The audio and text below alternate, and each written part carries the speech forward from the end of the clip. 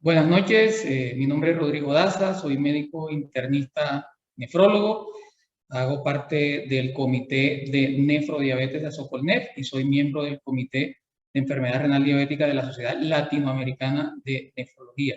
Antes que nada, darle las gracias al comité organizador del evento y a Laboratorios Novo Nordisk por permitirme estar acá. El tema que hoy me toca disertar es acerca de la eficacia y seguridad de Ideclira en pacientes diabéticos con deterioro del funcionamiento renal. Bueno, declaro mi conflicto de interés. Esta es una charla patrocinada por la industria farmacéutica. Cuando hablamos de diabetes y enfermedad renal crónica, vemos que a medida que se incrementa el grado de severidad del deterioro de la función renal, las opciones farmacológicas para el paciente se hacen más escasas. Uno, porque muchas de estas opciones tienen metabolismo renal, con lo cual se incrementa el riesgo de hipoglicemia en estos pacientes. Y dos, por la escasa experiencia que hay, dada la poca representatividad de pacientes con enfermedad renal crónica en los estudios clínicos. Sin embargo, una de esas opciones farmacológicas es la insulina, la cual podemos utilizar en todos los estadios de la enfermedad renal.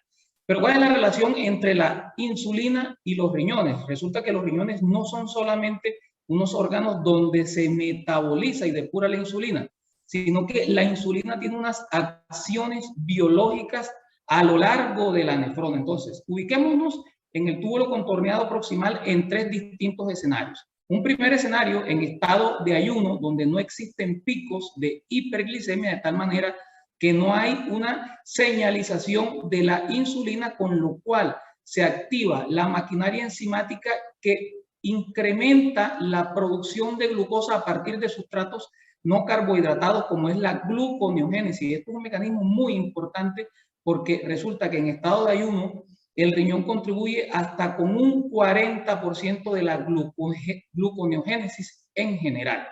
Veamos qué pasa en un estado posabsortivo. Los niveles de glucosa se elevan, lo cual estimula la liberación de insulina, que a través de su receptor activa vías de señalización que terminan inhibiendo esa maquinaria enzimática, con lo cual se disminuye o se frena la gluconeogénesis. Por otra parte, se incrementa la reabsorción de sodio. ¿Por qué? Porque los niveles elevados de insulina producen un upregulation, aumentando la expresión del cotransportador sodio-glucosa, con lo cual se aumenta tanto la reabsorción de glucosa como de sodio.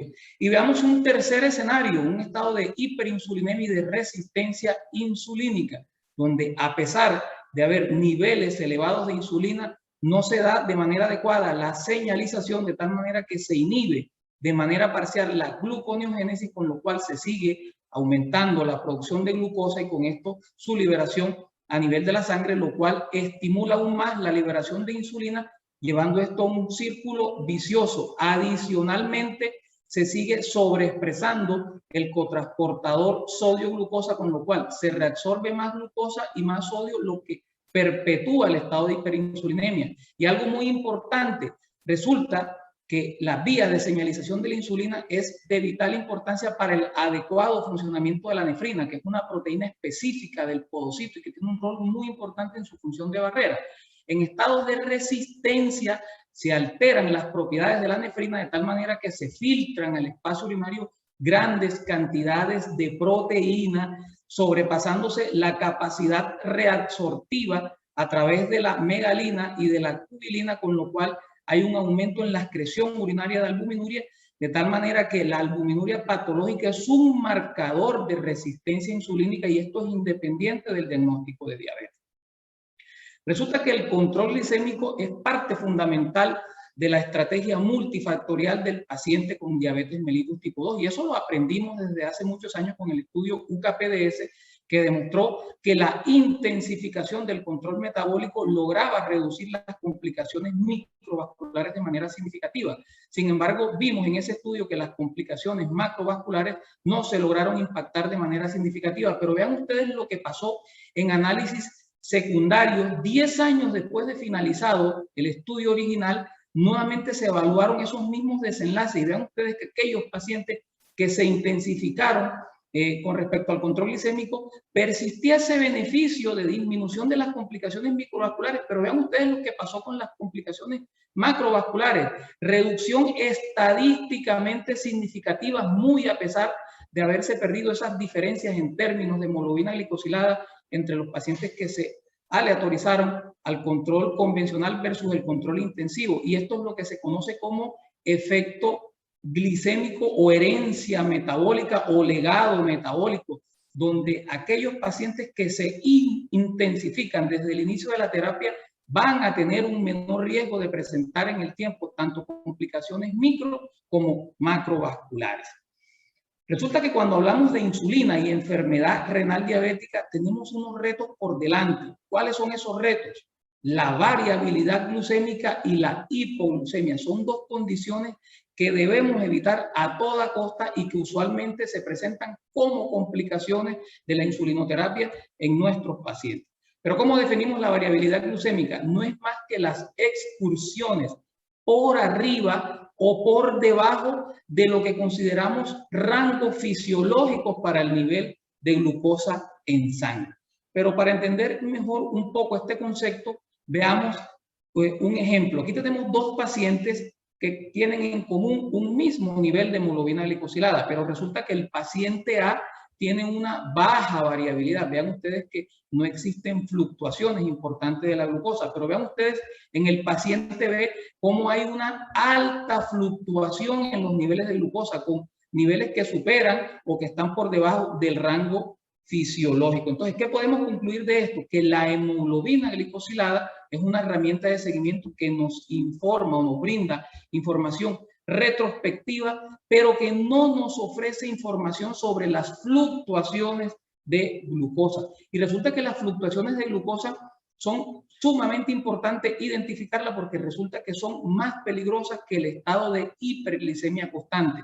Y es que las fluctuaciones en los niveles de glucosa activan vías de señalización como la de la proteína quinasa C, que activa y sobreexpresa la NAT oxidasa, que es una enzima que cuando se activa genera especies reactivas de oxígeno con disfunción mitocondrial y estrés oxidativo. Este estrés oxidativo activa otras vías como el factor nuclear kappa beta, la proteína quinasa mitogénica activada, que terminan produciendo daño celular y con esto disfunción de órganos y complicaciones.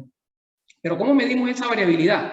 La variabilidad la podemos medir en términos de amplitud o en términos de tiempo. En términos de amplitud evaluamos la magnitud de las excursiones de glucosa tanto por arriba como por debajo de ese rango fisiológico. Tenemos varias medidas de dispersión como la desviación estándar de la media, el coeficiente de variabilidad o la variación de amplitud de las excursiones de glucosa, el MAGE, entre otros. En términos de tiempo tenemos el rango en tiempo que se considera normal entre 70 y 180, el tiempo por arriba del rango y el tiempo por debajo del rango. Y se pueden hacer combinaciones de las distintas métricas para obtener información más completa acerca de la variabilidad.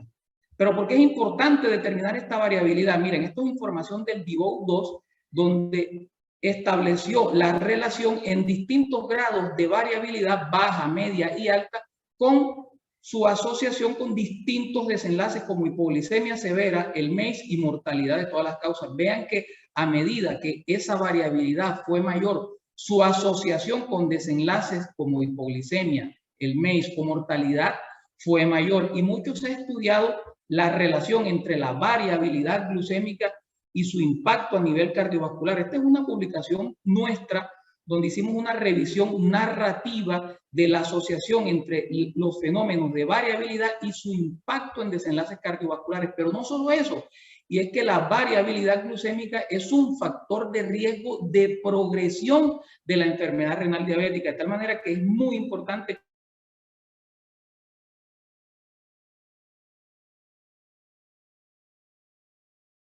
La hipoglicemia es otro de los retos que tenemos cuando hablamos de insulina en el paciente con enfermedad renal diabética. Y esto es información del DIVOT 3 que estableció la relación entre hipoglicemia y desenlaces clínicamente importantes. Entonces, cuando se miró la asociación entre hipoglicemia severa y el riesgo de presentar el MACE, eventos cardiovasculares adversos mayores, vean ustedes que no hubo una asociación estadísticamente significativa entre hipoglucemia severa y el MACE. Pero cuando miramos otros desenlaces como mortalidad de todas las causas, vean cómo los pacientes que desarrollaron hipoglucemia severa tuvieron un mayor riesgo de muerte, incluso hasta un año después de haber presentado ese episodio de hipoglucemia severa, persiste ese riesgo de muerte. Lo que no tenemos claro es si estos fenómenos de hipoglucemia severa tienen una asociación causal directa o si simplemente son factores o marcadores de riesgo de severidad.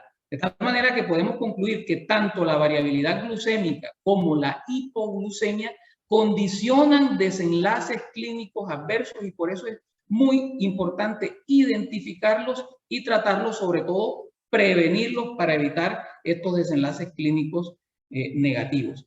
Pero ¿cómo insulinizamos al paciente con enfermedad renal diabética? Lo primero que tenemos que recordar es que el metabolismo de la insulina endógena ocurre en el hígado. El 50 al 70% de la insulina endógena sufre un fenómeno del primer paso, de tal manera que un 30% es presentado al riñón para metabolismo adicional. A diferencia de la insulina exógena, donde vemos que bypassea ese fenómeno del primer paso, de tal manera que hasta el 80% de la insulina exógena que administramos se presenta al riñón y será metabolizada, de tal manera que los pacientes que tienen compromiso de la función renal requerirán ajustes de dosis de las insulinas dependiendo del agente utilizado. Y una de estas opciones de insulina para el paciente con enfermedad renal diabética es la combinación de insulina degludec, liraglutide, y es una molécula a la cual me referiré en los próximos minutos.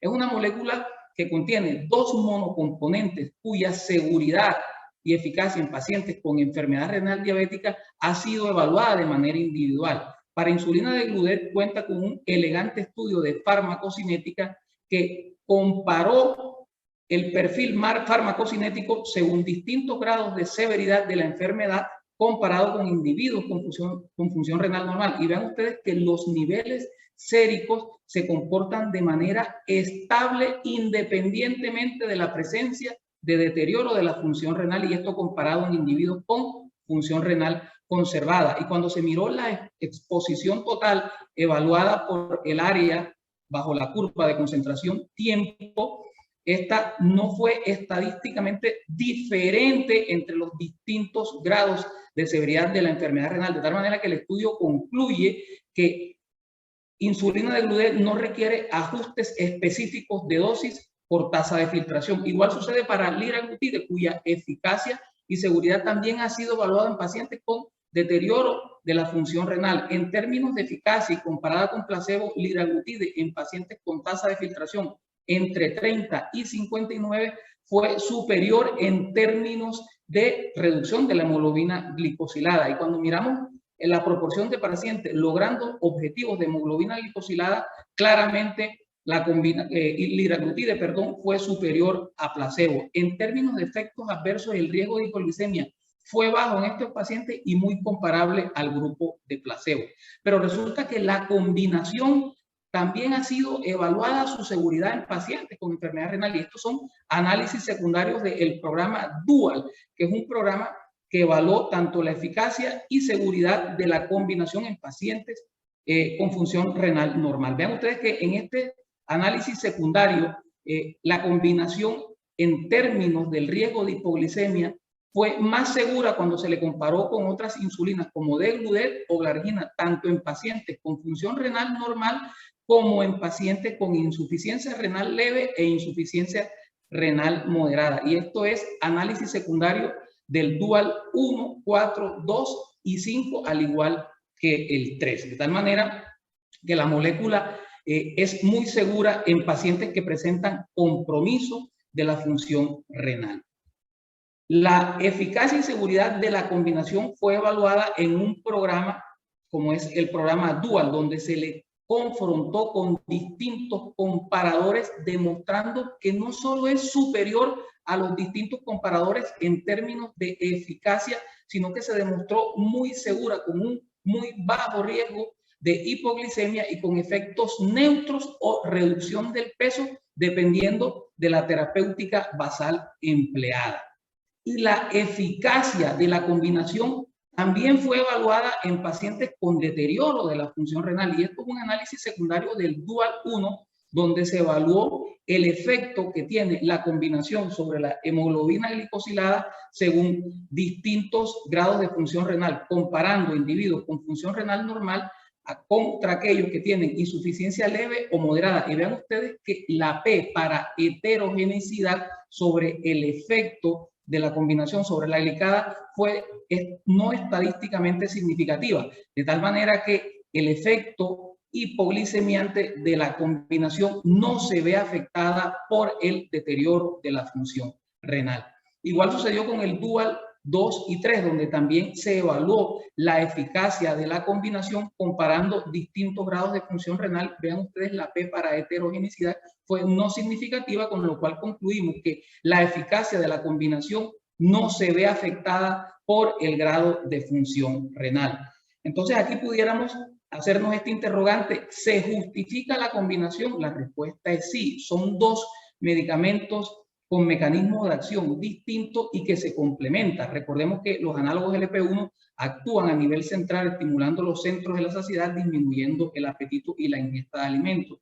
A nivel del páncreas estimulan la liberación de insulina e inhiben la producción de glucagón. Y a nivel del tracto gastrointestinal retardan el vaciamiento gástrico. Por otro lado, la insulina aumenta la captación de glucosa por parte del músculo. A nivel del tejido adiposo inducen lipogénesis y aumentan también la captación de glucosa, y a nivel hepático disminuyen la producción de glucosa, y esto es un mecanismo compartido también por el análogo GLP-1, de tal manera que se combinan dos medicamentos en un dispositivo que permite optimizar el tratamiento en estos pacientes. Y cuando hablamos de tratamiento, encontramos que hay necesidades no cubiertas.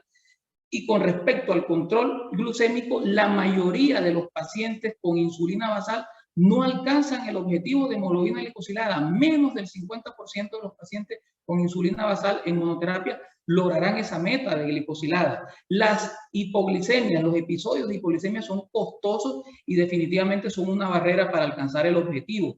El aumento de peso es una barrera para alcanzar el objetivo de hemoglobina glicosilada. Y por supuesto, las pautas de insulinas complejas con múltiples aplicaciones dificultan la adherencia y también se convierten en una barrera para lograr los objetivos, de tal manera que la combinación está plenamente justificada. Y en términos de eficacia, cuando comparamos la combinación con la monoterapia, con los distintos monocomponentes, vean ustedes que en términos de glicosilada es superior la combinación. En términos de disminución de la glucosa plasmática en ayuno también. Y cuando miramos efectos adversos, el riesgo de hipoglicemia es menor con la combinación cuando la comparamos con la monoterapia con insulina basal. Y en términos del peso, vean ustedes que se logran incluso reducciones de peso con la combinación cuando se le compara con insulina basal. Finalmente, para llevar a casa, las hipoglicemia y la variabilidad glucémica son desenlaces adversos. La hipoglicemia limita la intensificación del tratamiento, y Deglira es eficaz y segura en pacientes con deterioro de la tasa de filtración y permite simplificar el tratamiento con pérdida de peso o efecto neutro dependiendo de la terapéutica basal del paciente. Muchas gracias por su atención.